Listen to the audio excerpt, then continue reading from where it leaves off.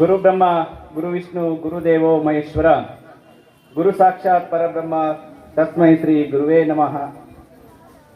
Shri Gurukripa education trust Gandhinagar, Shri Gurusiddeshwara ಪ್ರೌಢಶಾಲೆ ಗಾಂಧಿನಗರ ಮತ್ತು ಶ್ರೀ ಸ್ವಾಮಿ ವಿವೇಕಾನಂದ ಪದವಿ ಪೂರ್ವ ಕಾಲೇಜ್ ಸಿಂಧನೂರು ಇವರುಗಳ ಸಂಯುಕ್ತಾಶ್ರಯದಲ್ಲಿ 2023 ಮತ್ತು 24ನೇ ಸಾಲಿನ SSLC ಮತ್ತು ದ್ವಿತೀಯ PUC ವಿದ್ಯಾರ್ಥಿಗಳಿಗೆ ಬೀಳ್ಕೊಡುಗೆ ಸಮಾರಂಭವನ್ನು ಇವತ್ತು ನಮ್ಮ ಕಾಲೇಜಿನ ಆವರಣದಲ್ಲಿ ನೆರವೇರಿಸಿಕೊಂಡಿದ್ದೀವಿ. ಈ ಒಂದು ಸುಂದರವಾಗಿರ್ತಕ್ಕಂಥ ಸಮಾರಂಭದ ಅಧ್ಯಕ್ಷತೆಯನ್ನು ವಹಿಸಿಕೊಂಡಿರುವ ಮಾಜಿ ಗ್ರಾಮ ಪಂಚಾಯಿತಿ ಅಧ್ಯಕ್ಷರು ಹಾಗೂ ಶಾಲೆಯ ಅಧ್ಯಕ್ಷರು ಆಗಿರತಕ್ಕಂಥ ಶ್ರೀಮತಿ ಅಂಬಮ್ಮ ಗಂಡ ಸೋಮಶೇಖರಪ್ಪನವರೇ, ಹಾಗೆಯೇ ಈ ಒಂದು ಕಾರ್ಯಕ್ರಮದ ಮುಖ್ಯ ಅತಿಥಿ ಸ್ಥಾನವನ್ನು ವಹಿಸಿಕೊಂಡಿರುವ ನಮ್ಮ ಕಾಲೇಜಿನ ಆಡಳಿತಾಧಿಕಾರಿ ಆಗಿರ್ತಕ್ಕಂಥ ಶ್ರೀ ಶರಣಯ್ಯ ಸ್ವಾಮಿ ಸರ್ ಅವರೇ, ಹಾಗೆಯೇ ಈ ಒಂದು ಕಾರ್ಯಕ್ರಮಕ್ಕೆ ಅತಿಥಿ ಸ್ಥಾನವನ್ನು ಅಲಂಕರಿಸಿರ್ತಕ್ಕಂಥ ನಮ್ಮ ನೆರೆಯ ಶಾಲೆಯ ಮತ್ತು ಮಾರ್ಗದರ್ಶಕರಾಗಿರ್ತಕ್ಕಂಥ ಶ್ರೀ ಮಣಿಮಾರನ್ ಸರ್ ಅವರೇ, ಹಾಗೆಯೇ ಈ ಒಂದು ಗಾಂಧಿನಗರದ ಶಿಕ್ಷಣ ಪ್ರೇಮಿಗಳು ಆಗಿರ್ತಕ್ಕಂಥ ನಂದಿನಿ ಶ್ರೀನಿವಾಸ್ ಸರ್ ಅವರೇ, ಹಾಗೆಯೇ ಮತ್ತೋರ್ವ ಸ್ನೇಹಿತರಾಗಿರುವ ಮತ್ತು ಶಿಕ್ಷಣ ಪ್ರೇಮಿಗಳಾಗಿರ್ತಕ್ಕಂಥ ಕಿರಣ್ ಕುಮಾರ್ ಗಾಂಧಿನಗರ, ಕಿರಣ್ ಸೋಲಾರ್ ಏಜೆನ್ಸಿ ಗಾಂಧಿನಗರ್, ತದನಂತರ ನಮ್ಮ ನೆರೆಯ ಶಾಲೆಯ ಮುಖ್ಯ ಗುರುಗಳಾಗಿರ್ತಕ್ಕಂಥ ಶ್ರೀ ಹೊಳೆಯಪ್ಪ ಸರ್ ಅವರೇ, ಅದೇ ರೀತಿ ಗುರುಮಾತೆಯ ಸ್ಥಾನದಲ್ಲಿರ್ತಕ್ಕಂಥ ಪ್ರೇಮಾ ಮೇಡಮ್ ಅವರೇ, TTM ಸಾಲಿನ ಮುಖ್ಯ ಗುರುಗಳಾಗಿರ್ತಕ್ಕಂಥ ಪ್ರೇಮಾ ಮೇಡಮ್ ಅವರೇ, ಹಾಗೆಯೇ ಕರ್ನಾಟಕ ರಕ್ಷಣಾ ವೇದಿಕೆ ತಾಲೂಕು ಘಟಕದ ಉಪಾಧ್ಯಕ್ಷರಾಗಿರ್ತಕ್ಕಂಥ ರಾಜೇಶ್ ಸಾಬ್ ಸರ್ ಅವರೇ, ಹಾಗೆಯೇ ಮತ್ತೋರ್ವ ಶಾಲೆಯ ಶಿಕ್ಷಕರಾಗಿರ್ತಕ್ಕಂಥ ಶಿವಾನಂದ್ ಸರ್ ಅವರೇ, ಮಂಜುನಾಥ ಪಬ್ಲಿಕ್ ಸ್ಕೂಲ್ನ ಅಧ್ಯಕ್ಷರಾಗಿರ್ತಕ್ಕಂಥ ಮೂರ್ತಿ ಕೆಂಬಾವಿಮೇಡ್ ಸರ್ ಅವರೇ, ಹಾಗೆಯೇ ಗ್ರಾಮ ಪಂಚಾಯತಿಯ ಸದಸ್ಯರಾಗಿರ್ತಕ್ಕಂಥ ಮತ್ತು ಹಿರಿಯರಾಗಿರ್ತಕ್ಕಂಥ ಶ್ರೀ ಜಾನ್ ರವರೇ, ಅದೇ ರೀತಿಯೇ ನಮ್ಮ ನೆರೆಯ ಕಾಲೇಜಿನ ಉಪನ್ಯಾಸಕರಾಗಿರ್ತಕ್ಕಂಥ ಮತ್ತು ಸ್ನೇಹಿತರಾಗಿರ್ತಕ್ಕಂಥ ಶರತ್ ಸರ್ ಅವರೇ, ಹಾಗೆಯೇ ನಮ್ಮ ಶಾಲೆಯ ಮುಖ್ಯ ಗುರುಗಳಾಗಿರ್ತಕ್ಕಂಥ ಮರಿಸ್ವಾಮಿ ಸರ್ ಅವರೇ, ಎಲ್ಲರಿಗೂ ಕೂಡ ಈ ವೇದಿಕೆಗೆ ಹೃತ್ಪೂರ್ವಕವಾಗಿ ಸ್ವಾಗತಿಸುತ್ತಾ ಮತ್ತು ಅವರಿಗೆ ನಮಸ್ಕರಿಸತಕ್ಕಂಥ ಕೆಲಸವನ್ನು ಮಾಡುತ್ತಾ, ನಾನು ಈ ಶಾಲೆಯ ಪ್ರಾಸ್ತಾವಿಕ ನುಡಿಗಳ ಬಗ್ಗೆ 2 ಅನಿಸಿಕೆಗಳನ್ನು ಹಂಚಿಕೊಳ್ಳಿಕ್ಕೆ ಇಷ್ಟಪಡ್ತಾ ಇದ್ದೀನಿ. ನಮ್ಮ ಶ್ರೀ ಗುರುಕೃಪಾ ಎಜುಕೇಷನ್ ಟ್ರಸ್ಟ್ ಗಾಂಧಿನಗರ, ಈ ಟ್ರಸ್ಟಿನ ಅಡಿಯಲ್ಲಿ ಶ್ರೀ ಗುರುಸಿದ್ದೇಶ್ವರ ಕನ್ನಡ ಮಾಧ್ಯಮ ಪ್ರೌಢಶಾಲೆ ಅಂತಕ್ಕಂಥ ಈ ಹೈಸ್ಕೂಲ್ ಅನ್ನ 2005 ಮತ್ತು 2006ನೇ ಸಾಲಿನಲ್ಲಿ 8ನೇ ತರಗತಿಗೆ ಇದು ಪ್ರಾರಂಭವಾಗಿರ್ತಕ್ಕಂಥ ಶಾಲೆ. ಇದಕ್ಕೂ ಮುಂಚೆ 2 ವರ್ಷಗಳಿಗಿಂತ ಮುಂಚೆ ಈ ಒಂದು ಆವರಣದಲ್ಲಿ ಹೈಸ್ಕೂಲ್ ತರಗತಿಗಳನ್ನು ನಾವು ಕಾರ್ಟಿಯಲ್ಲಿರ್ತಕ್ಕಂಥ ಶಾಲೆಗೆ ನಾವು ಟ್ಯಾಗ್ ಕೊಟ್ಬಿಟ್ಟು ಪ್ರಾರಂಭದಲ್ಲಿ ಅಲ್ಲಿ ನಾವು ಹೈಸ್ಕೂಲ್ ತರಗತಿಗಳನ್ನು ಇಲ್ಲೇ ಪ್ರಾರಂಭ ಮಾಡಿದ್ವಿ. 2005 ಮತ್ತು 6ನೇ ಸಾಲಿನಲ್ಲಿ 8ನೇ ತರಗತಿ, 6 ಮತ್ತು 7ನೇ ತರಗತಿಯಲ್ಲಿ 9ನೇ ತರಗತಿ, ಹೀಗೆ ಹಂತವಾಗಿ 10ನೇ ತರಗತಿವರೆಗೆ ವರ್ಷದಿಂದ ವರ್ಷಕ್ಕೆ ನಾವು ನವೀಕರಣ ಮಾಡುತ್ತಾ ಶಾಲೆಯನ್ನು 10ನೇ ತರಗತಿವರೆಗೆ ನಮಗೆ ಪರ್ಮಿಷನ್ ಇರ್ತಕ್ಕಂಥದ್ದು. 2005 ಮತ್ತು 6ನೇ ಸಾಲಿನಲ್ಲಿ ನಮ್ಮ ಈ ಶಾಲೆ ಸ್ಥಾಪನೆ ಆಗಬೇಕಾದ್ರೆ ಇದರಿಂದ ಸಾಕಷ್ಟು ಶ್ರಮ ಇದೆ, ಸಾಕಷ್ಟು ಇಚ್ಛಾಶಕ್ತಿ ಇದೆ, ಬಡ ಮಕ್ಕಳ ಬಗ್ಗೆ ಕರುಣೆ ಇದೆ ಅಂತ ಒಂದು ಆಲೋಚನೆಯನ್ನು ಇಟ್ಕೊಂಡ್ಬಿಟ್ಟು ಈ ಶಾಲೆಯ ಸಂಸ್ಥಾಪಕ ಅಧ್ಯಕ್ಷರಾಗಿರ್ತಕ್ಕಂಥ ಸೋಮಶೇಖರಪ್ಪ ಅಂಗಡಿ ಸರ್ ಅವರು ಆ ಒಂದು ಇಚ್ಛೆಯನ್ನ, ಆ ಮನಸ್ಸನ್ನ ಮಾಡಿದ್ರು. ಅವರ ಇಚ್ಛೆಯಂತೆ, ಅವರ ಆಶೆಯಂತೆ, ಅವರ ಅಭಿಲಾಷೆಯಂತೆ ಈ ನಮ್ಮ ಶಿಕ್ಷಣ ಸಂಸ್ಥೆ ಸ್ಥಾಪನೆ ಆಗಲಿಕ್ಕೆ ಕಾರಣವಾಯಿತು. ಈಗಲೂ ಕೂಡ ಅವರು ಕಾರ್ಯಕ್ರಮಕ್ಕೆ ಬರಬೇಕಾಗಿತ್ತು, ಅನಾರೋಗ್ಯದ ಕಾರಣದಿಂದ ಅವರ ಅನುಪಸ್ಥಿತಿಯಲ್ಲಿ ಅವರ ಶ್ರೀಮತಿಯವರು ಉಪಸ್ಥಿತಿ ಇದ್ದಾರೆ ಅಂತಕ್ಕಂಥ ವಿಚಾರವನ್ನು ನೀವು ಸ್ಮರಿಸಿಕೊಳ್ಬೇಕಾಗುತ್ತೆ. ಈ ಪ್ರಾರಂಭವಾದಂಥ ಸಂದರ್ಭದಲ್ಲಿ ಕೇವಲ 20 ರಿಂದ 25 ಮಕ್ಕಳು ಮಾತ್ರ ಈ ಒಂದು ಶಾಲೆಗೆ ದಾಖಲಾತಿ ಇತ್ತು. ವರ್ಷದಿಂದ ವರ್ಷಕ್ಕೆ ಏನಾಯಿತು ಅಂತಂದ್ರೆ ನಮ್ಮ ಮಕ್ಕಳ ಸಂಖ್ಯೆ ದ್ವಿಗುಣ ಆಗ್ಕೊಂತ ಬಂದಿದೆ. ಮ್ಯಾಕ್ಸಿಮಮ್ ಇಲ್ಲಿ ಸರ್ಕಾರಿ ಪ್ರೌಢಶಾಲೆ ಗಾಂಧಿನಗರ ಸರ್ಕಾರಿ ಶಾಲೆ ಇರದಿರ್ತಕ್ಕಂಥ ಸಂದರ್ಭದಲ್ಲಿ ಪ್ರತಿ ತರಗತಿಗೂ ಕಡಿಮೆ ಅಂದ್ರೆ 50 ಮಕ್ಕಳನ್ನು ಹೊಂದಿತ್ತು. ಇದೇ ಹೈಸ್ಕೂಲ್ ತರಗತಿಗೆ 150 ಮಕ್ಕಳು ಏನು ದಾಖಲಾತಿಯನ್ನು ಪಡ್ಕೊಂಡಿದ್ರು. ನಂತರ ಇವಾಗ ಸರ್ಕಾರಿ ಪ್ರೌಢಶಾಲೆ ಗಾಂಧಿನಗರದಲ್ಲಿ ಸರ್ಕಾರಿ ಶಾಲೆ ಸ್ಥಾಪನೆ ಆಗಿರೋದ್ರಿಂದ ಸೊ ಮಕ್ಕಳ ಸಂಖ್ಯೆ ಸ್ವಲ್ಪ ಕಡಿಮೆ ಆಗಿದೆ ಅಂತಕ್ಕಂಥ ವಿಚಾರವನ್ನು ನಾವು ನೆನಪಿಸ್ಕೊಳ್ಬೇಕಾಗುತ್ತೆ. ಕಾರಣ ಇಷ್ಟೇ, ಇಲ್ಲಿ ಬಹುತೇಕವಾಗಿ ಕನ್ನಡ ಮಾಧ್ಯಮ ಶಾಲೆ ನಮ್ದಾಗಿರೋದ್ರಿಂದ ಬಡ ಮಕ್ಕಳು, ಯಾರು ಶ್ರೀಮಂತ ಮಕ್ಕಳು ಈ ನಮ್ಮ ಶಾಲೆಗೆ ಏನು ಅಡ್ಮಿಷನ್ ಮಾಡಿಸೋದಿಲ್ಲ. ಕಾರಣ ಇಷ್ಟೇ, ಯಾರು ಆರ್ಥಿಕವಾಗಿ ಸಬಲರಿರ್ತಾರೆ, ಯಾರು ಸ್ವಲ್ಪ ಆರ್ಥಿಕವಾಗಿ ತುಂಬಾ ಸ್ವಲ್ಪ ಶಕ್ತರಾಗಿರ್ತಾರೆ ಅಂತ ಮಕ್ಕಳನ್ನೆಲ್ಲ ಪೇರೆಂಟ್ಸ್ಗಳು ಇಂಗ್ಲಿಷ್ ಮೀಡಿಯಂಗೆ ಕಳಿಸ್ತಾರೆ. ಯಾರು ಆರ್ಥಿಕವಾಗಿ ದುರ್ಬಲರಿರ್ತಾರೆ ಅಂತ ಮಕ್ಕಳು ಕನ್ನಡ ಮಾಧ್ಯಮ ಶಾಲೆಗೆ ಕಳಿಸ್ತಾರೆ. ಅದರಲ್ಲಿ ಸ್ವಲ್ಪ ಯಾರು ಆರ್ಥಿಕವಾಗಿ ಸಬಲರಿರ್ತಾರೆ ಬಡವರಲ್ಲಿ ಅಂತ ಮಕ್ಕಳು ಇಂಥ ಖಾಸಗಿ ಕನ್ನಡ ಮಾಧ್ಯಮ ಶಾಲೆಗೆ ಕಳಿಸ್ತಾರೆ. ಸೊ ಅಂತ ಕನ್ನಡ ಮಾಧ್ಯಮ ಶಾಲೆ ಇವತ್ತು ಸರಿಸುಮಾರು 18ನೇ ವರ್ಷಕ್ಕೆ ಪಾದಾರ್ಪಣೆ ಮಾಡ್ತಾ ಇದೆ ನಮ್ಮ ಶಾಲೆ ಅಂತಕ್ಕಂಥದ್ದು ಯಾವುದೇ ಅಡೆತಡೆಗಳಿಲ್ಲದೆ ಯಶಸ್ವಿಯಾಗಿ ಮುನ್ನಡೀತಾ ಇದೆ ಅಂತಕ್ಕಂಥದ್ದು ಹೆಮ್ಮೆಯ ವಿಚಾರ. ಪ್ರಸ್ತುತ ದಿನದಲ್ಲಿ 9 ಮತ್ತು 10ನೇ ತರಗತಿಗೆ 30 ವಿದ್ಯಾರ್ಥಿಗಳು ಮಾತ್ರ ದಾಖಲಾತಿಯನ್ನ ಪಡೆದುಕೊಂಡಿದ್ದಾರೆ. ಆಮೇಲೆ 8ನೇ ತರಗತಿಗೆ ಮಕ್ಕಳು ನಮ್ಮ ಕಡಿಮೆ ಇದೆ. ಕಾರಣ ಇಷ್ಟೇ, ನೆರೆ ಶಾಲೆಯಿಂದ ಮಕ್ಕಳು ನಮ್ಮ ಶಾಲೆಗೆ ಬರಬೇಕು ಅಡ್ಮಿಷನ್ಗೆ. ಅಲ್ಲಿ ಈ Venkateshwara camp, Satyavathi camp, Rajiv Nagar camp ಇಲ್ಲಿಂದ ಮಕ್ಕಳು ಬರ್ತಾರೆ. ಅಲ್ಲಿ 8ನೇ ತರಗತಿ ಇರೋದ್ರಿಂದ 8ನೇ ತರಗತಿ ಮಕ್ಕಳು ತುಂಬಾ ಕಡಿಮೆ, ಬಿಲೋ 10 ಸಂಖ್ಯೆ ಇದೆ ನಮ್ದು, 10ಕ್ಕಿಂತ ಕಡಿಮೆ ಇದೆ ನಮ್ಗೆ. ಆದ್ರೂ ಕೂಡ ಇದ್ರ ಜೊತೆಗೆ 2014ನೇ ಇಸ್ವಿಯಲ್ಲಿ ನಾವು LBK ಪದವಿ ಪೂರ್ವ ಕಾಲೇಜ್ ಸಿಂಧನೂರ್ಗೆ 2014ರಲ್ಲಿ PU ಕಾಲೇಜನ್ನ ನಾವಿಲ್ಲಿ ಪ್ರಾರಂಭ ಮಾಡಿದ್ವಿ. ಟ್ಯಾಗ್ ಅನ್ನ ತೆಗೆದುಕೊಂಡು ಇಲ್ಲಿ ಪ್ರಾರಂಭ ಮಾಡಿದ್ವಿ. 2014ರಿಂದಲೂ ಕೂಡ 2024 ಬಂತು ಇಸ್ವಿ. ಸರಿಸುಮಾರು 9ರಿಂದ 10 ವರ್ಷಗಳ ಕಾಲ ಈ PUC ತರಗತಿ ಕೂಡ ಯಶಸ್ವಿಯಾಗಿ ಮುನ್ನಡೀತಾ ಇದೆ ಅಂತಕ್ಕಂಥದ್ದು ನಮಗೆ ಸಂತೋಷ ಮತ್ತು ಹೆಮ್ಮೆಯ ವಿಚಾರ ಕೂಡ ಹೌದು. ಹಾಗಾದ್ರೆ 2005-6ರಲ್ಲಿ 10ನೇ ತರಗತಿ, 2014 ಮತ್ತು 15 ಇಸ್ವಿಯಲ್ಲಿ PUC ತರಗತಿಗಳನ್ನು ಪ್ರಾರಂಭ ಮಾಡಿದ್ವಿ. ಈ ವರ್ಷದ ಅವಧಿಯಲ್ಲಿ ನಮ್ಮ ಶಾಲೆಯ ಶೈಕ್ಷಣಿಕ ಸಾಧನೆ ಏನು ಅಂತ ಸ್ವಲ್ಪ ಮೆಲುಕು ಹಾಕ್ತಾ ಬರೋದಾದ್ರೆ 2005 ಮತ್ತು 6ರಲ್ಲಿ ಶಾಲೆಯ ಪ್ರತಿಶತ ಫಲಿತಾಂಶ 80. ಸೊ ಇಂಡಿವಿಜುವಲ್ ಸ್ಕೋರ್ ತೆಗೆದುಕೊಂಡ್ರೆ 75% ಆಗಿದೆ. ನಾವು 2010 ಮತ್ತು 11ನೇ ವರ್ಷದಲ್ಲಿ SSLC ತರಗತಿಯ ಹೈಯೆಸ್ಟ್ ಸ್ಕೋರ್ ಆಯಿತು, 93 ಹೈಯೆಸ್ಟ್ ಸ್ಕೋರ್ 2010 ಮತ್ತು 11ರಲ್ಲಿ ಅದೇ ಹೈಯೆಸ್ಟ್ ಸ್ಕೋರ್ ಸರ್. ನಂತರ 2022-23ರಲ್ಲಿ ನಮ್ದು ಹೈಯೆಸ್ಟ್ ಸ್ಕೋರ್ SSLC ಅಂದ್ರೆ 97 ಪಾಯಿಂಟ್ ಸಮಥಿಂಗ್, ಹೆಚ್ಚು ಕಡಿಮೆ 94 ಹೈಯೆಸ್ಟ್ ಸ್ಕೋರ್. ಇದು ಏನ್ ಸೂಚಿಸಿದೆ ಅಂದ್ರೆ ಕನ್ನಡ ಮಾಧ್ಯಮದಲ್ಲಿ ಓದ್ತಕ್ಕಂಥ ಮಕ್ಕಳು ಕೂಡ ಉತ್ತಮ ವರ್ಗದಲ್ಲಿ ತೇರ್ಗಡೆ ಹಾಕ್ಲಿಕ್ಕೆ ಸಾಧ್ಯ ಇದೆ ಅಂತಕ್ಕಂಥ ವಿಚಾರವನ್ನ ಈ ಗ್ರಾಮೀಣ ಭಾಗದಲ್ಲಿ ತೋರಿಸಿಕೊಟ್ಟ ಕನ್ನಡ ಮಾಧ್ಯಮದ ಏಕೈಕ ಶೈಕ್ಷಣಿಕ ಸಂಸ್ಥೆ ನಮ್ದು ಅಂತಕ್ಕಂಥ ವಿಚಾರ ನಮಗೆ ಹೆಮ್ಮೆಯ ವಿಚಾರ. ತದನಂತರ ಈಗ 73 ಇತ್ತು, ಆಮೇಲೆ 93 ಇತ್ತು, 97 ಆಯಿತು. ಹೈಯೆಸ್ಟ್ ಸ್ಕೋರ್ ನಮ್ದು 97 SSLC. ಇದು ನಮ್ದೊಂದು ಅಭಿಲಾಷ ಏನಿದೆ, ನಮ್ಮ ಶೈಕ್ಷಣಿಕ ಏನು ಶಿಕ್ಷಣದಲ್ಲಿ ಕೆಲಸ ಮಾಡ್ತಕ್ಕಂಥ ಶಿಕ್ಷಕರ ಅಭಿಲಾಷೆ ಮತ್ತು ಈ ಶಿಕ್ಷಣ ಅಭಿಲಾಷೆ ಏನು ಅಂತಂದ್ರೆ, ನಾವು 1 ವರ್ಷ ಆದ್ರೂ ಕೂಡ ಅಥವಾ ಇದೇ ವರ್ಷನೋ ಅಥವಾ ಸಾಧ್ಯ ಆದ್ರೆ ಇದೇ ವರ್ಷನೋ ಒಂದಾದ್ರೂ ವಿದ್ಯಾರ್ಥಿಯನ್ನ ನಾವು 100ಕ್ಕೆ 100ರಷ್ಟು ಫಲಿತಾಂಶ ಕೊಡ್ಲೇಬೇಕು ಅನ್ನೋದು ನಮ್ದು ನಿರ್ಧಾರವಾಗಿದೆ. ಆ ದಿಸೆಯಲ್ಲಿ ನಮ್ಮ ಶಿಕ್ಷಕರು ಮತ್ತು ನಾವುಗಳು ಮತ್ತು ನಮ್ಮ ಶಿಕ್ಷಣ ಸಂಸ್ಥೆ ಮಕ್ಕಳು ಕೂಡ ಆ ದಿಸೆಯಲ್ಲಿ ಪ್ರಯತ್ನ ಮಾಡ್ತಾರೆ ಅಂತಕ್ಕಂಥ ವಿಚಾರವನ್ನ ಇಲ್ಲಿ ವ್ಯಕ್ತಪಡಿಸುತ್ತಾ 2014 ಮತ್ತು 15ರಲ್ಲಿ PUC ತರಗತಿ ತೆಗೆದಾಗ ಕೇವಲ 18 ಮಕ್ಕಳು ನಮಗಿಲ್ಲಿ ದಾಖಲಾತಿಯನ್ನು ಪಡ್ಕೊಂಡಿದ್ರು. ಈ ದಾಖಲಾತಿಯನ್ನು ಪಡೆದುಕೊಂಡಂತ 18 ಮಕ್ಕಳಲ್ಲಿ ನಾವು ಬಹಳ ಖುಷಿಯಾದಂತ ವಿಚಾರ ಏನು ಅಂತಂದ್ರೆ, ಅದೇ ಫಸ್ಟ್ ವರ್ಷ ನಾವು ಇಲ್ಲಿ PU ಕಾಲೇಜ್ ತೆಗೆದಿದ್ದು 14-15 ಅಂದ್ರೆ 15-16 ಸೆಕೆಂಡ್ ಇಯರ್ ಬ್ಯಾಚ್ ಹೊರಗಡೆ ಬಂತು. 18 ಮಕ್ಕಳಲ್ಲಿ 9 ಮಕ್ಕಳು ಪ್ರತಿಶತ ಇಂಡಿವಿಜುವಲ್ ಸ್ಕೋರು 80% ಅಬೋವ್ ಮಾಡಿದ್ರು ಅಂತಕ್ಕಂಥದ್ದು ಹೆಮ್ಮೆ ವಿಚಾರ. ಯಾಕಂತಂದ್ರೆ ನಾವು ಸಾಮಾನ್ಯವಾಗಿ ನೋಡೋದಾದ್ರೆ ಈ PUC SSLC ರಿಸಲ್ಟ್ಗೂ ಮತ್ತು PUC ರಿಸಲ್ಟ್ಗೂ ನಾವು ವೈಜ್ಞಾನಿಕ ಆಲೋಚನೆ ಮಾಡಿದಾಗ SSL ರಿಸಲ್ಟ್ ಏನೋ ಸ್ವಲ್ಪ ಅಷ್ಟು ಇಂಪಾರ್ಟೆನ್ಸ್ ಇದ್ರೂ ಕೂಡ PUCಯಲ್ಲಿ ಬಹಳಷ್ಟು ಓದೋ ವಿಚಾರದಲ್ಲಿ, ವ್ಯಾಲ್ಯೂಷನ್ ವಿಚಾರದಲ್ಲಿ ಬಹಳಷ್ಟು ತುಂಬಾ ಸ್ಟ್ರಿಕ್ಟ್ ಇರುತ್ತೆ. ಅಂತ ಒಂದು ಸಂದಿಗ್ಧ ಸ್ಥಿತಿಯಲ್ಲಿ ಕೂಡ ನಮ್ಮ ಮಕ್ಕಳು ಇಷ್ಟೊಂದು ಸಾಧನೆ ಮಾಡಿದ್ದಾರೆ. ಆದ್ರೆ ನಮ್ದು 2018 ಮತ್ತು 19ನೇ ಇಸ್ವಿಯಲ್ಲಿ ಒಂದು ಮಗು 85% ಮಾಡ್ತಾ, ಹೈಯೆಸ್ಟ್ ಸ್ಕೋರ್ ಇಂಡಿವಿಜುವಲ್ ಸ್ಕೋರ್ ಪ್ರತಿಶತ 80 ಅಬೌವ್ ಇದೆ. 2000 ಮತ್ತೆ ಆಮೇಲೆ ಲಾಸ್ಟ್ ಇಯರ್ ಅನ್ಸುತ್ತೆ 2022-23ರಲ್ಲಿ ಯಾರು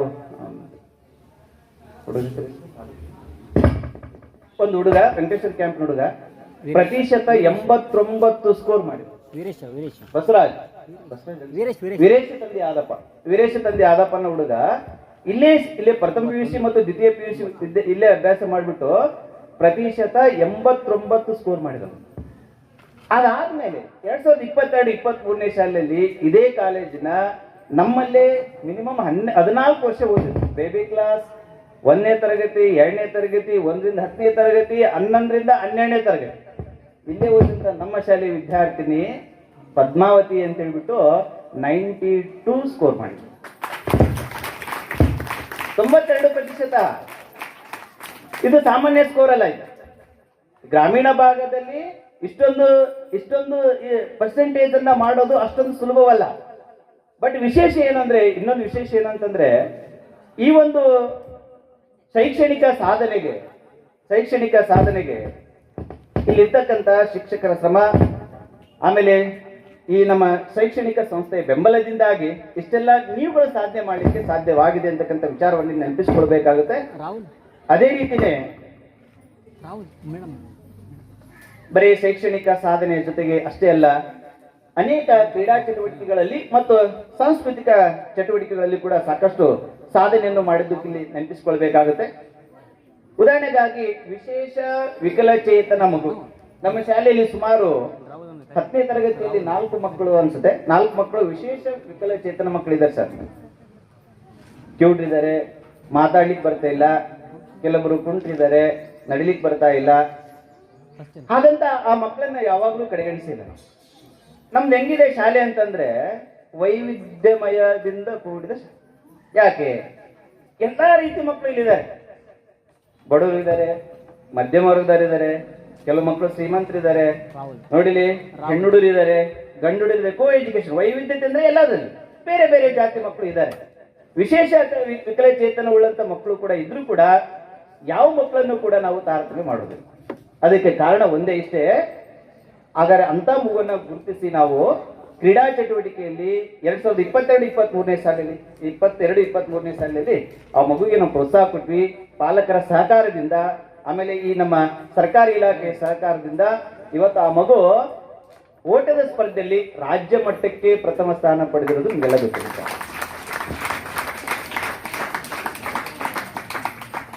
ತದನಂತರ ಇದು ಕ್ರೀಡಾ ವಿಚಾರದಲ್ಲಿ ಬಂದ್ರೆ, ಆಮೇಲೆ ನಾವು ಬೇರೆ ಬೇರೆ ಕ್ರೀಡೆಯಲ್ಲಿ, ಕಬಡ್ಡಿಯಲ್ಲಿ ನಾವು ಇದು ವಿಶೇಷವೇನಲ್ಲ. ಎಲ್ಲ ಮಕ್ಕಳು ಒಂದು 4 ಗೇಮ್ನಲ್ಲಿ ಗೆಲ್ತಾರೆ, 4 ಗೇಮ್ನಲ್ಲಿ ಸೋಲ್ತಾರೆ. ಆದ್ರೆ ವಿಶೇಷ ವಿಕಲಚೇತನ ಮಗು ರಾಜ್ಯ ಮಟ್ಟಕ್ಕೆ ಆಯ್ಕೆಯಾಗಿದೆ ಅಂತಂದ್ರೆ ಅದು ಹೆಮ್ಮೆ ವಿಚಾರ. ನೇತ್ರಾ ತಂದೆ ನಿಂಗಪ್ಪ ವೆಂಕಟೇಶ್ವರ ಕ್ಯಾಂಪ್, ರಂಗಾಪುರ ಕ್ಯಾಂಪ್ ಆ ಮಗು ಒಂದ್ಸರಿ ಎದ್ದು ಬಿಡಮ್ಮ, ಎಲ್ಲರೂ ನೋಡಿ ಒಂದ್ಸರಿ ಜೋರಾಗಿ ಚಪ್ಪಾಳೆ ಎಲ್ಲರೂ.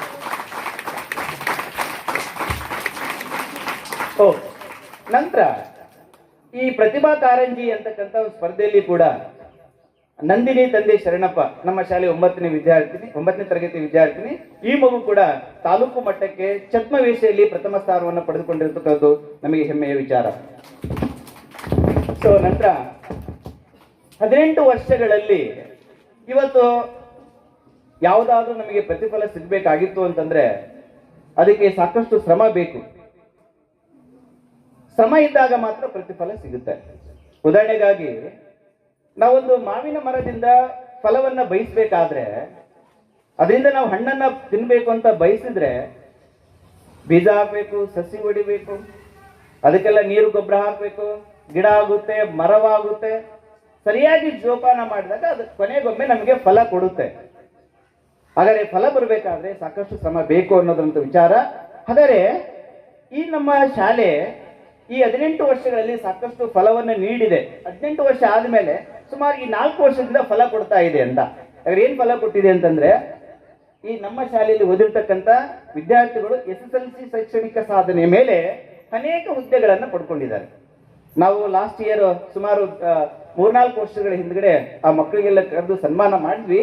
ತದನಂತರ ಈಗ ಕೂಡ ಒಂದು ಪಟ್ಟಿ ರೆಡಿ ಆಗಿಬಿಟ್ಟಿದೆ. ನಮ್ಮ ಮಕ್ಕಳು ಆ SSLC ಶೈಕ್ಷಣಿಕ ಸಾಧನೆ ಮೇಲೆ ಮತ್ತು ದ್ವಿತೀಯ PUC ಶೈಕ್ಷಣಿಕ ಸಾಧನೆಯ ಅಂಕಗಳ ಆಧಾರದ ಮೇಲೆ ಅನೇಕ ಹುದ್ದೆಗಳನ್ನು ಅಲಂಕರಿಸಿದ್ದಾರೆ. ಶಿವಲೀಲಾ ತಂದೆ ಹನುಮಂತಪ್ಪ ಕುರಿ ಜೆ ವೆಂಕಟೇಶ್ವರ ಕ್ಯಾಂಪ್, ಈ ವಿದ್ಯಾರ್ಥಿನಿ hostel warden for 10th. High school result ಮೇಲೆ ಆ ಮಗು ಇವತ್ತು ಹಾಸ್ಟೆಲ್ ವಾರ್ಡನ್ ಆಗಿದೆ. ಕನಕಗಿರಿಯಲ್ಲಿ ಅವರು ಇವತ್ತು ಪ್ರೆಸೆಂಟ್ ಜಾಬ್ ಮಾಡ್ತಾ ಇದ್ದಾರೆ. ನಂತರ ನಾಗರಾಜ್ ಅಂತೇಳಿ ಅವ್ರ ತಂದೆ ಹೆಸರು ಹನುಮಂತಪ್ಪ ಅನ್ಸುತ್ತೆ, ಜೆ ವೆಂಕಟೇಶ್ವರ ಕ್ಯಾಂಪು. ಚಂದಪ್ಪ ರಾಠೋಡ್ ಅಂತ ಹೇಳ್ಬಿಟ್ಟು ವೆಂಕಟೇಶ್ವರ ಕ್ಯಾಂಪು, ರಂಗಾಪುರ ಕ್ಯಾಂಪು. ತಿಮ್ಮಪ್ಪ ಅಂತೇಳಿ ಇಲ್ಲಿ ಗಾಂಧಿನಗರದ ಒಂದು ಹುಡುಗ. ಆಮೇಲೆ ಇನ್ನೊಬ್ಬ ತಿಮ್ಮಪ್ಪ ಅಂತೇಳಿ, ತಿಮ್ಮಪ್ಪ ತಂದಿ ಬಸಪ್ಪ ಅಂತೇಳಿ ಹೊಸಪ್ಲಾಟ್ ಹುಡುಗ. ಇವರೆಲ್ಲರೂ ಲೈನ್ ಮ್ಯಾನ್ ಆಗಿದ್ದಾರೆ. Base for 10th score. ಆಮೇಲೆ ವಿಶೇಷ ಏನಂತಂದ್ರೆ ಇತ್ತೀಚಿನ ದಿನಗಳಲ್ಲಿ ಒಂದೇ ಕುಟುಂಬದ 2 ವಿದ್ಯಾರ್ಥಿಗಳು ಗೌರ್ಮೆಂಟ್ ಜಾಬ್ ಕೊಡ್ತಾರೆ. ಯಾರು ಅಂತ ಹೇಳಿದ್ರೆ ಕಾವೇರಿ ರೆಡ್ಡಿ ಅವರ ಹೆಸರು, ಕಾವೇರಿ ತಂದೆ ವೀರಭದ್ರಪ್ಪ ರೆಡ್ಡಿ, ಆಮೇಲೆ ಗವಿಸಿದ್ದಪ್ಪ ತಂದೆ ವೀರಭದ್ರಪ್ಪ ರೆಡ್ಡಿ. ಈ ಕಾವೇರಿ ಅನ್ನೋ ಹುಡುಗಿ ಫಾರೆಸ್ಟ್ ಗಾರ್ಡ್ ನಲ್ಲಿ ಅಪಾರ್ಟ್ಮೆಂಟ್ ಆದ್ರೆ, ಗವಿಸಿದ್ದಪ್ಪ ರೆಡ್ಡಿ ಅನ್ನೋದು CRPF ನಲ್ಲಿ ಅಪಾರ್ಟ್ಮೆಂಟ್ ಆಗಿದೆ. ಇದು ಸಾಧನೆ, ಮಕ್ಕಳ ಸಾಧನೆ ಅಂದ್ರೆ ಇದು. ಆಮೇಲೆ ಈ ನಮ್ಮ ಸತ್ಯವತಿ ಕ್ಯಾಂಪ್ನಲ್ಲಿ ಬೇಬಿ ತಂದೆ ಆನಂದ ಅಂತ ಅವರು ಅಂಗನವಾಡಿ ಟೀಚರ್ ಆಗಿ ಹಾಕಿದ್ದಾರೆ. Based for 10th marks. ಇವರು ಕೂಡ 10ನೇ ತರಗತಿ ಅಂಕಗಳ ಆಧಾರದ ಮೇಲೆ ಅವ್ರ ಮೆರಿಟ್ ಲಿಸ್ಟ್ ಆಗಿದೆ. ನಂತರ ಈ ಕಾಜಲ್ ಅಂತಕ್ಕಂಥ ಒಂದು ಹುಡುಗಿ ಗಾಂಧಿನಗರದ ವಿದ್ಯಾರ್ಥಿ, ನಮ್ಮಲ್ಲಿ ಓದಿರೋದು. ಇವತ್ತು ಅವರು ಪಂಚಾಯಿತಿಯ ಯಾವುದು ವಾಹನ ಚಾಲಕರಾಗಿ ಕೆಲಸ. ಅದೊಂದು ಜಾಬ್, ಪರ್ಮನೆಂಟ್ ಲೈಫ್ ಸೇಫ್ಟಿಗೆ ಸಿಗ್ತಕ್ಕಂಥ ಒಂದು ಆಧಾರ. ಜೊತೆಗೆ ಇಲ್ಲಿ ಯಾರು ಅಂತ ಹೇಳಿದ್ರೆ ಅಕ್ಬರ್ ಅನ್ನೋ ಒಂದು ಹುಡುಗ ಸುಮಾರು ವರ್ಷಗಳ ಕಾಲ ಇಲ್ಲೇ ಅಭ್ಯಾಸ ಮಾಡಿದವನು. ಅವನು ಕೂಡ ಇವತ್ತು ಪೊಲೀಸ್ ಆಗಿ ಆಯ್ಕೆ ಆಗಿದ್ದಾನೆ. ಇನ್ನೊಂದು ವಿಶೇಷ ಏನಂತಂದ್ರೆ ರೀಸೆಂಟ್ ಆಗಿ ಈ ಮಹೇಶ ಅಂತಕ್ಕಂಥ ಒಂದು ಹುಡುಗ ಸತ್ಯವತಿ ಕ್ಯಾಂಪ್ನಲ್ಲಿ ಹುಡುಗ ಸರ್. ತದನಂತರ ಗಣೇಶ ಅಂತೇಳಿ ವೆಂಕಟೇಶ್ವರ ಕ್ಯಾಂಪ್ನಲ್ಲಿ ಹುಡುಗ. ಇವ್ರು ನಮ್ಮಲ್ಲಿ ಹೈಸ್ಕೂಲ್ ತರಗತಿಯನ್ನ ಅಭ್ಯಾಸ ಮಾಡಿದ್ರು, 8, 9, 10 ಅಧ್ಯಯನ ಮಾಡಿದ್ರು. ಅವರು ಆಮೇಲೆ PUC ಸೈನ್ಸ್ ಮಾಡಿಕೊಂಡ್ರು. ಇವತ್ತು ಈ 2 ವಿದ್ಯಾರ್ಥಿಗಳು ಎಟ್ ಪ್ರೆಸೆಂಟ್ ಸೇಮ್ ಕೆಟಗರಿ ಬೇರೆ ಬೇರೆ, ಅವ್ರು ಸೇಮ್ ಪೋಸ್ಟಿಗೆ ಆಯ್ಕೆ ಆಗಿದ್ದಾರೆ. ವಿಜ್ಞಾನ ಮತ್ತು ಅಪರಾಧ ಗುಪ್ತಚರ ಇಲಾಖೆ, ಕ್ರೈಮ್ ಇಲಾಖೆಯಲ್ಲಿ ಆ ಮಕ್ಕಳು ಜಾಬ್ ಬಂತು. ಇವರೆಲ್ಲರೂ BSc ಮೇಲೆ ಅಪಾಯಿಂಟ್ ಆದವರು, ನಾಟ್ SSLC, BSc ಮೇಲೆ ಅಪಾಯಿಂಟ್ ಆದವರು. ಆಮೇಲೆ ಇದೇ ಶಾಲೆಯಲ್ಲಿ ಓದ್ಬಿಟ್ಟು ಇವತ್ತು ರೀಸೆಂಟ್ ಆಗಿ ಮೊನ್ನೆ 2023ನೇ ಸಾಲಿನಲ್ಲಿ ಟೀಚರ್ ಜಾಬ್ ಕಾಲ್ಫಾರ್ಮ್ ಆದಾಗ ನಮ್ಮಲ್ಲಿ ಕೈಯಲ್ಲಿ ಕಲ್ತಂತ 2 ವಿದ್ಯಾರ್ಥಿನಿಯರು, ಅದು 2 ಸತ್ಯವತಿ ಕ್ಯಾಂಪಿನ ವಿದ್ಯಾರ್ಥಿಗಳು, ಜಾನ್ಸಿ ಮತ್ತು ಚೇತನ ಅಂತಕ್ಕಂಥ ವಿದ್ಯಾರ್ಥಿನಿಗಳು ಕೂಡ ಇವತ್ತು ಟೀಚರ್ ಆಗಿ ಜಾಬ್. ಕೊನೆಗೆ ಇವೆಲ್ಲ ಸಣ್ಣ ಪೋಸ್ಟ್ ಅಂತ ಅನ್ಬೋದು. ಆದ್ರೆ ಆ ಕುಟುಂಬ, ಯಾಕಂದ್ರೆ ಇಲ್ಲಿ ಬಡವರ್ಗದವ್ರು ಬಂದಿದ್ದಾರಲ್ವ, ಆ ಪೋಸ್ಟೇ ದೊಡ್ಡದು ಸದ್ಯಕ್ಕೆ. ಮುಂದೆ ಅವರು ಈ ಕೆಪಾಸಿಟಿ ಇದೆ, ಅಭ್ಯಾಸ ಮಾಡ್ಕೊಳ್ತಾರೆ, ನೆಕ್ಸ್ಟ್ ಉನ್ನತ ಹುದ್ದೆಗೆ ಏರ್ಲಿ ಅಂತ ನಮ್ಮ ಆಸೆ. ತದನಂತರ ಇನ್ನೊಂದು ವಿಶೇಷ ಏನಂತಂದ್ರೆ ರೀಸೆಂಟ್ ಆಗಿ ಮತ್ತೊಂದು ನಮ್ಮ ಶಾಲೆ ವಿದ್ಯಾರ್ಥಿನಿ ಇಲ್ಲಿ 6, 7, 8, 9, 10ನೇ ಕ್ಲಾಸ್ ವರೆಗೆ ಅಭ್ಯಾಸ ಮಾಡಿದ್ರು. ಶ್ಯಾಮ್ ಡಾಕ್ಟರ್ ಅಂತ ಕೇಳಿದ್ರೆ ಎಲ್ಲರೂ ಬಹುತೇಕ RMP ಡಾಕ್ಟರ್. ಅವ್ರ ಮಗಳು ಸರೋಜಿನಿ ಅಂತೇಳಿ. ಇವತ್ತು ಸರ್ ಅವರು ಇಂಜಿನಿಯರ್ ಮಾಡ್ಕೊಂಡ್ಬಿಟ್ಟು ಲಿಸ್ಟ್ ಇದೆ, ಇನ್ನೂ ಅಪಾಯಿಂಟ್ ಆರ್ಡರ್ ಬಂದಿಲ್ಲ, ಸಿಂಧುತ್ವ ಎಲ್ಲ ತೆಗೆಸಿದ್ದಾರೆ. ಇವತ್ತು ಅವರು ನೀರಾವರಿ ಇಲಾಖೆಯಲ್ಲಿ ಅಸಿಸ್ಟೆಂಟ್ ಇಂಜಿನಿಯರ್ ಆಗಿ ಆಯ್ಕೆ. Assistant engineer. ಹಾಗಾದ್ರೆ ಇಷ್ಟೆಲ್ಲ ವಿಚಾರಗಳು ನೋಡಿದಾಗ ಇವತ್ತು ನಮಗೆ ಎನಿಸಿದ್ದೇನಪ್ಪಾ ಅಂತಂದ್ರೆ ನಮ್ಮ ಶಾಲೆಗೆ ಇವತ್ತು ಫಲ ಸಿಗ್ತಾ ಇದೆ, ಫಲ ಕೊಡ್ತಾ ಇದೆ, ಫಲ ಬಿಟ್ಟಿದೆ. ಹಾಗಾಗಿ ಈ ದಿಸೆಯಲ್ಲಿ ಬರೀ ಶಿಕ್ಷಕರ ಶ್ರಮ ಮಾತ್ರ ಇದೆ, ವಿದ್ಯಾರ್ಥಿಗಳ ಶ್ರಮವೂ ಅಷ್ಟೇ ಇದೆ, ಶಿಕ್ಷಕರ ಶ್ರಮವೂ ಇದೆ, ಸಂಸ್ಥೆಯ ಶ್ರಮವೂ ಇದೆ. ಅವ್ರು ಬೆಂಬಲ ಕೊಟ್ಟಿಲ್ಲ ಅಂದ್ರೆ ನಾವು ಕೆಲಸ ಮಾಡ್ಲಿಕ್ಕಾಗಲ್ಲ. ನಾವು ಕೆಲಸ ಮಾಡಿಲ್ಲ ಅಂದ್ರೆ ನಿಮ್ಗೆ ಏನಂತಂದ್ರೆ ನಾವು ಒಳ್ಳೆ ಚೆನ್ನಾಗಿ ಎಜುಕೇಶನ್ ಕೊಡ್ಲಿಕ್ಕೆ ಬರುತ್ತೆ. ಇದೊಂದು ಚೈಲ್ಡ್ ಲಿಂಕ್ ಇದ್ದಾಗ ಈ ಸಾಧನೆ ಆಗ್ಬೇಕಾದ್ರೆ ಮಕ್ಕಳು ಇಷ್ಟೆಲ್ಲ ಸಾಧನೆ ಮಾಡಿದ್ರೆ ತುಂಬಾ ಹೆಮ್ಮೆ ವಿಷಯ ನಮಗೆ. ಸಂಸ್ಥೆಯಲ್ಲಿ ನಾವು ಬೆಂಬಲ ಕೊಟ್ಟಿದ್ದಾರೆ, ಆ ಬೆಂಬಲದಿಂದ ನಾವು ಸಕ್ರಿಯವಾಗಿ ಕೆಲಸದಲ್ಲಿ ತೊಡಗ್ತೀವಿ. ಹಾಗಾಗಿ ಆ ಮಕ್ಕಳು ಈ ಎಲ್ಲ ಸ್ಥಾನಗಳನ್ನ ಪಡ್ಕೊಳ್ಳಿಕ್ಕೆ ಸಾಧ್ಯವಾಯಿತು ಅಂತಕ್ಕಂಥ ವಿಚಾರವನ್ನು ಹೇಳ್ತಾ, ಈ ಒಂದು ಯಾಕೆ ವಿಚಾರಗಳನ್ನ ಪ್ರಸ್ತಾಪ ಮಾಡಿದ್ವಿ ಅಂತಂದ್ರೆ, ನಮ್ದೊಂದು ಸಣ್ಣದು ಕುಟುಂಬ ಇದ್ದಂಗೆ, ಒಂದು ಮನೆ ಇದ್ದಂಗೆ, ಮಕ್ಕಳ ಸಂಖ್ಯೆ ತುಂಬಾ ಕಡಿಮೆ ಇದೆ. ನನ್ನ ಸರೌಂಡಿಂಗ್ ಒಂದು 250 ಇರ್ಬೇಕು ಸರ್. ನಮ್ದು ಎಲ್ಲಾ ಮಕ್ಕಳು ಸೇರಿ ಅಪ್ ಟು PUC ವರೆಗೆ ಒಂದು 250 ಮಕ್ಕಳು ಇರ್ಬೋದು. ಒಂದು ಕುಟುಂಬದವ್ರು ಇದೀವಿ. ಎಲ್ಲಾ ವಿಚಾರ ಹ್ಯಾಕೆ ಕೇಳಿದ್ವಿ ಅಂದ್ರೆ, ನೀವು ಮನನ ಮಾಡ್ಕೊಡ್ರಿ, ಈ ಮಕ್ಕಳೇನು ಸಾಧನೆ ಮಾಡಿದಲ್ಲ, ಈ ಸಾಧನೆಗಿಂತ 2 ರೂಪಾಯಿ ಸಾಧನೆ ನಿಮ್ದು ಆಗ್ಬೇಕು ಅಂತಕ್ಕಂಥ ಆಲೋಚನೆ ಇದೆ. ಇದು ನೆನಪಿಸ್ಕೊಂಡಾಗ ತಾನೆ ಇದು ಗೊತ್ತಾಗೋದು, ತಿಳ್ಕೊಂಡಾಗ ತಾನೆ ಇದು ಗೊತ್ತಾಗೋದು. ಹಾಗಾಗಿ ಈ ವಿಚಾರಗಳನ್ನು ನೀವು ಕೂಡ ಮೈಗೂಡಿಸ್ಕೊಳ್ಬೇಕು. ಅದೇ ರೀತಿ ಸಾಧನೆ ನಿಮ್ದಾಗ್ಲಿ ಅಂತಕ್ಕಂಥ ವಿಚಾರವನ್ನು ಹೇಳ್ತಾ, ಜೊತೆಗೆ ಇಷ್ಟೆಲ್ಲ ಅಂಕಗಳ ಆದ್ಮೇಲೆ ಆಯ್ತು ಅಂದ್ರೆ ಇಡ್ತಾನೆ ಎಲ್ಲ ಹೇಳ್ತೇನೆ ಅಂಕ ಪಡ್ಕೊಳ್ರಿ ಅಂತ ಅರ್ಥ ಆಯ್ತು. ಬೇಕದು, ನಾವೇನಾದ್ರೂ ಲೈಫ್ ನಲ್ಲಿ ಸೆಟ್ಲ್ ಆಗ್ಬೇಕಾಗಿತ್ತು ಅಂದ್ರೆ ಅಂಕಗಳೇ ಮುಖ್ಯ, ಏನು ಬರೋದಿಲ್ಲ. ಅದ್ರ ಜೊತೆಗೆ ನಾವು ಇನ್ನೊಂದು ಏನ್ ಮಾಡ್ಬೇಕು ಅಂತಂದ್ರೆ ನಯ ವಿನಯ ಸಂಸ್ಕಾರಗಳನ್ನು ಕಲಿಬೇಕು. ಇದು ಬೇಕು, ಇದು ಎಜುಕೇಶನ್ ಅಲ್ಲಿ ಇದು ಬೇಕು. ಇದು ಇಲ್ಲ ಅಂತಂದ್ರೆ ಎಷ್ಟು ಅಂಕಗಳನ್ನ ಪಡ್ಕೊಂಡು ಯಾವ ಮಗು ಕೂಡ ಎಷ್ಟೇ ಎಂದಂತ ಉನ್ನತ ಹುದ್ದೆ ಅಲಂಕರಿಸಿದ್ರೆ ಆ ಮಗುಗೆ ಇದಿಲ್ಲ ಅಂತಂದ್ರೆ ಅದಿದ್ದು ಇಲ್ದಂಗೆ ಅಂತ. ಆ ಮಗು ಎಷ್ಟೇ ಸಾಧನೆ ಮಾಡಲಿ ತೊಂದರೆ ಇಲ್ಲ, ಒಳ್ಳೆಯದು. ಅದ್ರ ಜೊತೆಗೆ ನಯ ವಿನಯ ಸಂಸ್ಕಾರಗಳಿಗೆ ಮುಖ್ಯ. ನಾನು ಅದಕ್ಕಾಗಿ ನಿಮ್ಗೆ ನಮ್ಮ ಮಕ್ಕಳಿಗೆ ಶಾಲೆಯಲ್ಲಿ ಹೇಳ್ತಾ ಇರೋದು ಒಂದು ವಿಚಾರ ಏನಂತಂದ್ರೆ, ನೀವು 100 ಅಂಕ ಪಡ್ಕೊಂಡಿದ್ರು ಪರವಾಗಿಲ್ಲ. ನಮ್ಮ ಮಕ್ಳಿಗೆ ಹೇಳ್ತಿರ್ತೀವಿ ಸರ್, 100 ಅಂಕ ಪಡ್ಕೊಂಡಿಲ್ಲ ಅಂದ್ರೂ ಪರವಾಗಿಲ್ಲ, 99 ಪಡ್ಕೊಡಿ ನೀವು. ಅಂದ್ರೆ ಸ್ಕೋರ್ ಜೊತೆಗೆ ನಾನೇನು 60 ಪಡ್ಕೊಡಿ ಅಂತ ಹೇಳ್ತಾ ಇಲ್ಲ, 100 ಪಡೋದು ಬೇಡ, 99 ಸ್ಕೋರ್ ಮಾಡ್ರಿ. ಜೊತೆಗೆ ಸಂಸ್ಕಾರ ಇರಲಿ, ಅದಿರಬೇಕು. ಅದಿದ್ದಾಗ ಆ ಶಿಕ್ಷಣಕ್ಕೆ ಮತ್ತಷ್ಟು ಮೌಲ್ಯ ಹೆಚ್ಚಾಗುತ್ತೆ.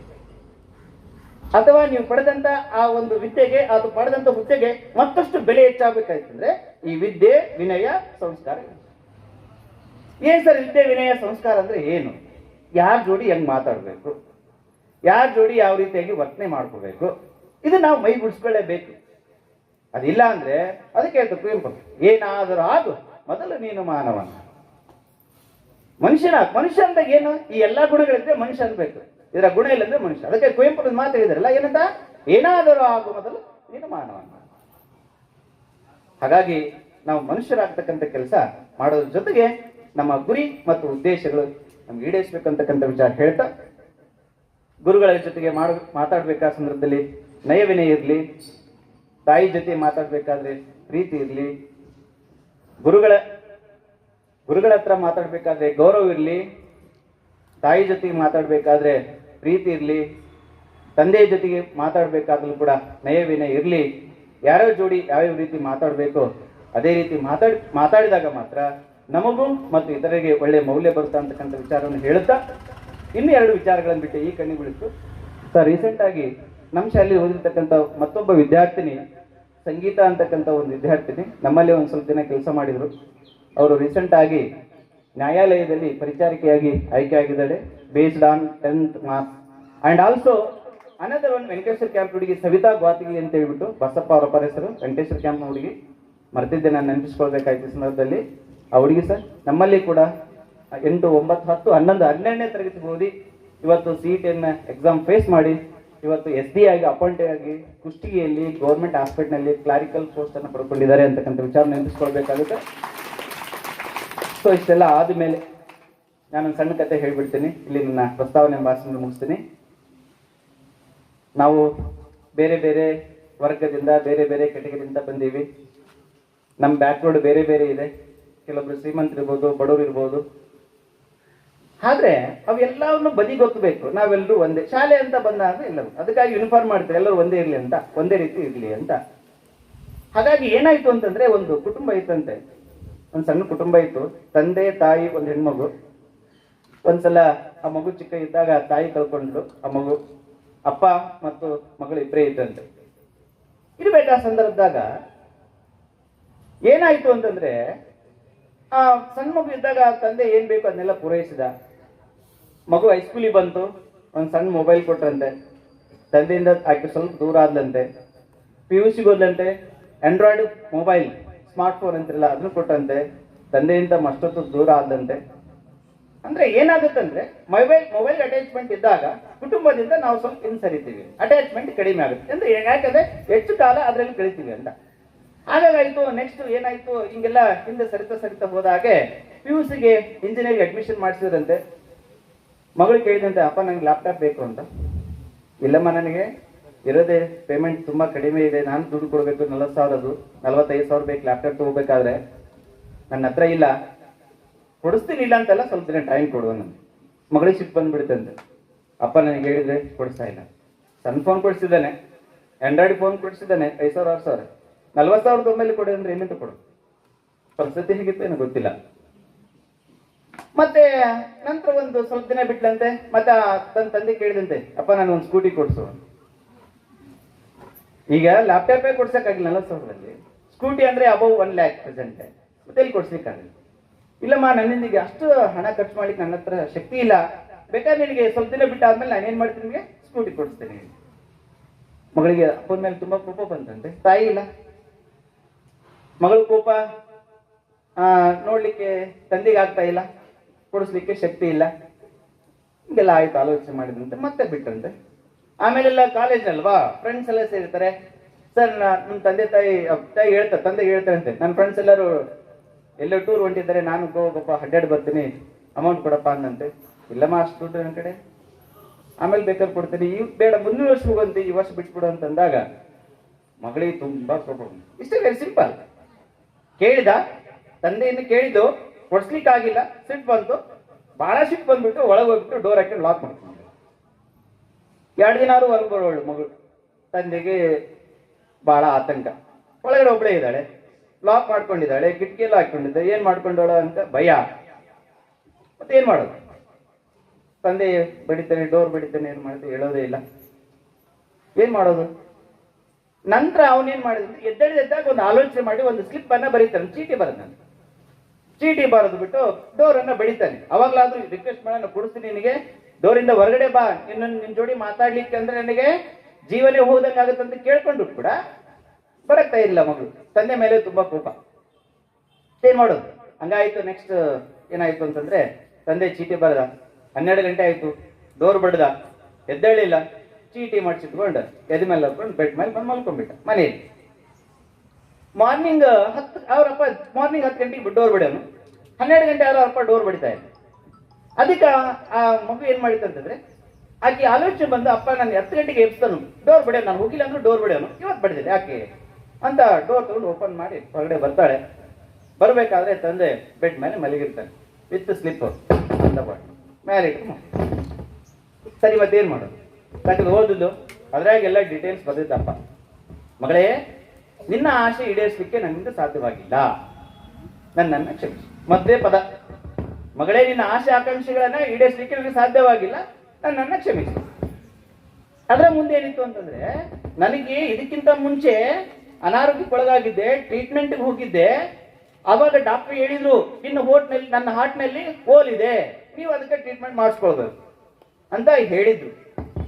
ಅದನ್ನ ಮಗಳಿಗೆ ಹೇಳಿಲ್ಲ. ಯಾರು ತಂದೆ ತಾಯಿ ತಮ್ಮ ಕಷ್ಟ ಮಕ್ಕಳಿಗೆ ಹೇಳೋದಿಲ್ರಿ, ಯಾರು ಹೇಳೋದೇ ಇಲ್ಲ. ಇವನು ಕೂಡ ಹಾಗೆ ಮಾಡಿದ, ಯಾರು ತಂದೆ ಹಾಗೆ ಮಾಡಿದ. ಕೊನೆಗೆ ಏನಾಯ್ತು ಅಂತಂದ್ರೆ, ಆ ಚೀಟಿಯಲ್ಲಿ ಬರ್ದಿದ್ದ, ಇಲ್ಲ ಮಗಳೇ, ನನಗೆ ಹಾರ್ಟಿಗೆ ಬೋಲಾಗಿತ್ತು, ಅದು ಟ್ರೀಟ್ಮೆಂಟ್ ತಗೊಂತ ಡಾಕ್ಟರ್ ಹೇಳಿದ್ರು. ಬಟ್ ಏನಾಗಿದೆ ಅಂತಂದ್ರೆ, ನಿನ್ನ ಆಶೆ ಆಕಾಂಕ್ಷೆಗಳು ಈಡೇರ್ಬೇಕಲ್ವಾ, ಅದಕ್ಕೆ ಆ ಹಣವನ್ನ ಜಮಾ ಮಾಡಿ ನಾನು ಟ್ರೀಟ್ಮೆಂಟ್ ಮಾಡ್ಕೊಳ್ಳಾರ್ದೆ ನಿನಗೊಂದು ಮನೆ ಕಟ್ಟಿಸಿದ್ದೀನಿ, ನಿನ್ ಫ್ಯೂಚರ್ಗೆ ಅಂತ ನಾನೊಂದಿಷ್ಟು ಅಮೌಂಟ್ ಅನ್ನ ನಿನ್ನ ಹೆಸರಲ್ಲೇ ನಾನು ಅಕೌಂಟ್ ನಲ್ಲಿ ಜಮಾ ಮಾಡಿದ್ದೀನಿ. ಈ ಉದ್ದೇಶ ಇಟ್ಕೊಂಡ್ಬಿಟ್ಟು ನಾನು ನಿನಗೆ ಅನಾವಶ್ಯಕ ಹಣವನ್ನ ವೆಚ್ಚ ಮಾಡ್ಲಿಕ್ಕೆ ನನ್ನಿಂದ ಕೊಡಕ್ಕಾಗಿಲ್ಲ ಅಂತ ಹೇಳಿ ಬರ್ದಿಟ್ಟಿದ್ದಂತೆ. ರಾತ್ರಿ 12 ಗಂಟೆಗೆ ಡೋರ್ ಬಡ್ದಿದ್ನಲ್ವಾ, ಅವಾಗ ಯಾಕೆ ಬಡ್ದಿದ್ದ ಅಂತಂದ್ರೆ, ಹಾರ್ಟ್ ನಲ್ಲಿ ತುಂಬಾ ನೋವು ಕಾಣಿಸುತ್ತಂತೆ. ಅವಾಗಾದ್ರೂ ಮಗಳು ಬಂದ್ಬಿಟ್ಟು ಏನಾದ್ರೂ ಟ್ರೀಟ್ಮೆಂಟ್ ಅಥವಾ ಏನೋ ಪ್ರಥಮ ಚಿಕಿತ್ಸೆ ಕೊಡಿ ಸಾಧ್ಯತೆ ಇದೆನಾ ಮನೆಗೆ ಅಂತ ಬಡಿದ್ರು ಕೂಡ ತಂದೆ ಮೇಲೆ ಸಿಟ್ಟಿತ್ತಲ್ವಾ, ಆ ಸಿಟ್ಟಿಂದ ಡೋರ್ ತೆಗಿಲಿಲ್ಲ. ನನಗೆ ಹಿಂಗಾಗಿತ್ತಮ್ಮ, ಅದಕ್ಕೆ ಡೋರ್ ಬಡಿದ ನೀವು ಬರ್ಲಿಲ್ಲ ಅಂತ ಹೇಳ್ಬಿಟ್ಟು ಅದೇನ್ ಮಾಡ್ತಾರೆ, ಸ್ಲಿಪ್ ಅನ್ನು ಓದ್ತಾಳೆ. ಓದಿದ ತಕ್ಷಣ ಆ ಮಗುಗೆ ಕಣ್ಣಂಚಿನಲ್ಲಿ ನಿಲ್ತು. ಯಾಕೆ ತಾಯಿ ಕಳೆದು ಹೋಗಿದ್ದಾಳೆ. ತನ್ನ ಹಠಮಾರಿ ಧೋರಣೆಯಿಂದ ತನ್ನ ಇಚ್ಛೆಯನ್ನ ಈಡೇರಿಸಿಕೊಳ್ಳಿಕ್ಕೆ ತಂದೆಯಿಂದ ಆಗ್ಲಿಲ್ಲ ಅಂತಕ್ಕಂಥ ಕೋಪದಿಂದ ತಂದೆಯಿಂದ ಏನ್ ಮಾಡೋದು? ಈ ಕಡೆ ತಂದೆನೂ ಇಲ್ಲ, ತಾಯಿನೂ ಇಲ್ಲ. ಇಂಥ ಸಂದಿಗ್ಧ ಪರಿಸ್ಥಿತಿಯಲ್ಲಿ ಆ ಮಗು ಏನ್ ಮಾಡುತ್ತೆ ಅಂತ ಹೇಳಿದ್ರೆ ಈ ರೀತಿ ಮಾಡುತ್ತೆ. ಅದಕ್ಕೆ ನಾವೇನ್ ಮಾಡ್ಬೇಕಂದ್ರೆ, ಯಾವುದೇ ತಂದೆ ತಾಯಿಗಳನ್ನ ಹೆಚ್ಚಾಗಿ ಪೀಡಿಸ್ಬಾರ್ದು. ಆಸೆ ಆಕಾಂಕ್ಷೆಗಳು ಇರ್ತವೆ, ಕೇಳೋನು ಇಸ್ಕೊಳ್ಳೋನು ಪೂರೈಸೋ ಕೆಲಸ ಮೊದಲು ಅವರೇ ಮಾಡ್ತಾರೆ. ಒಂದ್ಸಲ ಹೇಳಿದ್ರೆ ಇವತ್ತಾಗಿಲ್ಲಂದ್ರೆ ನಾಳೆ ಮಾಡ್ತಾರೆ, ಹಠಮಾರಿ ಧೋರಣೆ ಮಾಡಬಾರ್ದು ಯಾವುದೇ ವಿಚಾರದಲ್ಲಿ ಆದ್ರೂ ಕೂಡ. ಹಾಗಾಗಿ ನಾವು ತಂದೆ ತಾಯಿಗಳನ್ನ, ಗುರು ಹಿರಿಯರನ್ನ ಗೌರವಿಸ್ತಕ್ಕಂಥ ಕೆಲಸವನ್ನ ಮಾಡೋದ್ರ ಜೊತೆಗೆ ನಿಮ್ಮ ಉಜ್ವಲ ಭವಿಷ್ಯವನ್ನ ಕಟ್ಕೊಳ್ಳಿಕ್ಕೆ ನೀವು ಸದಾ ಸಿದ್ಧರಾಗಿ ನಿಲ್ರಿ. ಸಾಧ್ಯವಾದಷ್ಟು ನಮ್ಮ ಶೈಕ್ಷಣಿಕ ಸಂಸ್ಥೆಯಿಂದ ಶಿಕ್ಷಕರಿಂದ ಏನು ಸಲಹೆ ಬೇಕು, ಸಹಕಾರ ಬೇಕು ಕೇಳಿ ಪಡ್ಕೊಳ್ರಿ. ಆ ಉಜ್ವಲ ಭವಿಷ್ಯ ನಿಮ್ದಾಗಲ್ಲ ಅಂತ ಹೇಳ್ತಾ ವೇದಿಕೆಗೆ ನಮಸ್ಕರಿಸಿ ನನ್ನ 2 ನಿಮಿಷಗಳನ್ನು ಮುಕ್ತಾಯ. ನಮಸ್ಕಾರ.